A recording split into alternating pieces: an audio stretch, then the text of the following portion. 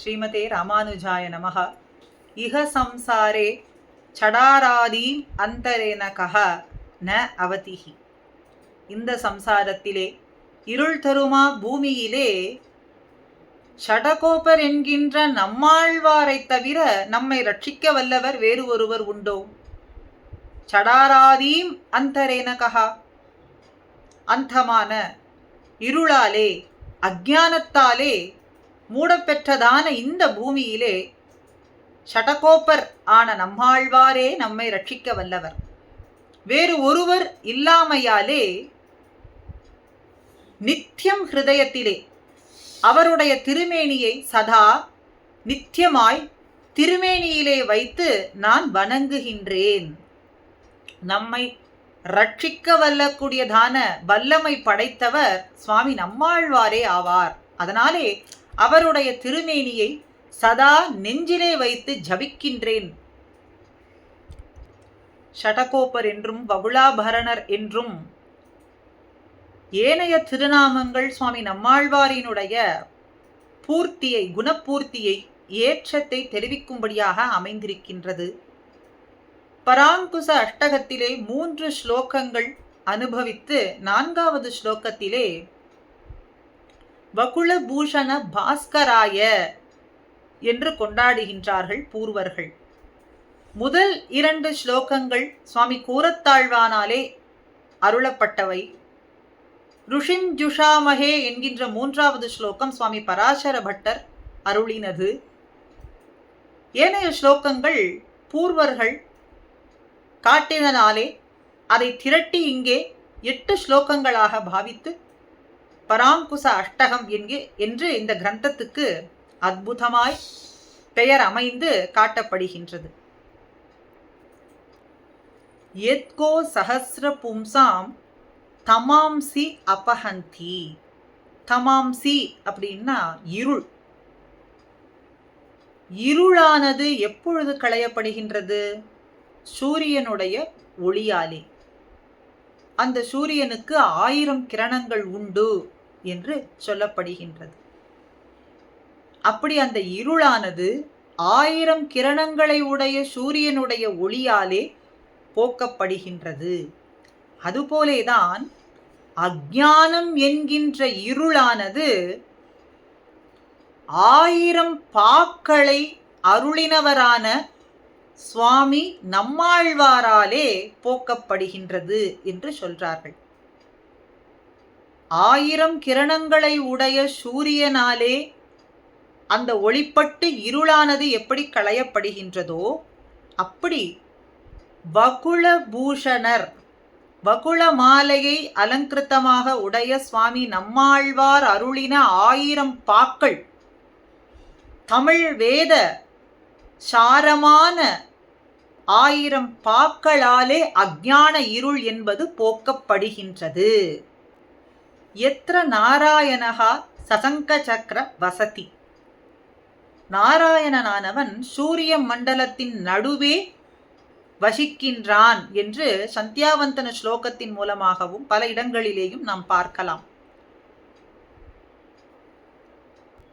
அதுபோலே சுவாமி நம்மாழ்வாரும் கண்கள் சிவந்து பெரியவாய், வெண்பல் இலகு சுடர் இலகு, மகர குண்டலத்தன், கொண்டல் வண்ணன், ஆழியோடும் சங்கோடும் விளங்குகின்றான் என்பதை இந்த பாசுரத்தாலே தன்னிடத்திலே கொண்டவர் சுவாமி நம்மாழ்வார்.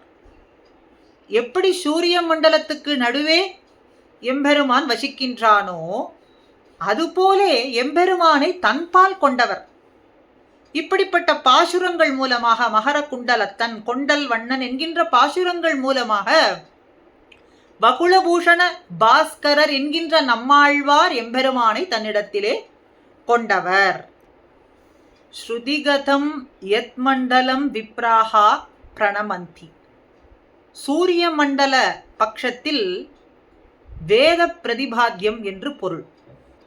ஸ்ருதிகதம் பல வேத வாக்கியங்களினாலே சொல்லப்படுகின்ற இந்த சூரிய மண்டலத்தை அந்தணர்கள் திருக்காலமும் சந்தியாவந்தனம் மூலமாக வணங்குகின்றார்கள்.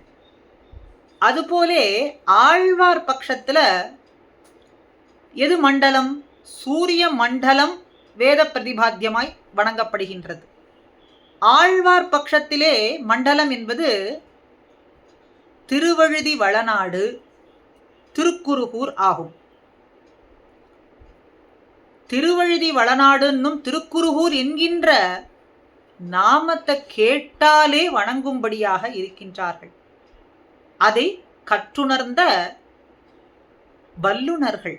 இங்கே சூரிய மண்டலத்தை வணங்கக்கூடியவர்கள், அதை நன்கு கற்றுணர்ந்த அந்தணர்கள்னும் வேதத்தை ஓதக்கூடியவர்கள்னும் பார்த்தோம். ஆனால் இங்கே ஆழ்வார் மண்டலத்தை கேட்டவுடனே, ஸ்ருதினா காதுன்னு அர்த்தம், அதை கேட்டவுடனே வணங்கக்கூடியவர்கள்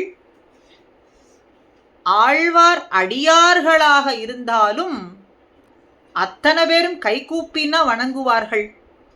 அடியார்கள் அத்தனை பேரும் வேறுபாடு இல்லாமல் கைகூப்பி வணங்கக்கூடியவர்களாக இருப்பார்கள் அப்படின்னு அப்படிப்பட்ட வகுளபூஷண பாஸ்கரர் என்று நம்மாழ்வாரை சூரியனோடு ஒப்பிட்டு தஸ்மை நமோ வகுளபூஷண பாஸ்கராய, இப்படி பெருமை கொண்டவரான வகுளபூஷணர் என்கின்ற சுவாமி நம்மாழ்வாரை நான் வணங்குகின்றேன். ஆதித்ய ராம திவாகர அச்சுத பானுக்களுக்கு சோஷியாத உள்ளிருள் நீங்கி ராம திவாகரம், ராமனெம்பெருமான் சூரியனாய் அவதரித்த பொழுதும் தீராத இந்த சேத்தனர்களிடத்தில் இருக்கக்கூடிய அஞ்ஞான இருளானது தீர்ந்தது. எப்பொழுது? கமலம் மலர்ந்தது எப்பொழுது? வகுளபூஷண பாஸ்கர உதயத்திலே. ஆக சுவாமி நம்மாழ்வார் என்கின்ற சூரியன் உதித்த பொழுதுதான் அத்தனை சேத்தனர்களினுடைய ஹிருதயத்தில் இருக்கக்கூடிய அஞ்ஞான இருளானது தீர்ந்தது அப்படின்னும் ஆச்சாரிய ஹிருதயத்திலே சொல்லப்படுகின்றது. ஆக இப்படி பெருமை வாய்ந்தவரான வகுளபூஷண பாஸ்கரரான சுவாமி நம்மாழ்வாரை நான் நமஸ்கரிக்கின்றேன் என்று இந்த அற்புதமான ஸ்லோகம்.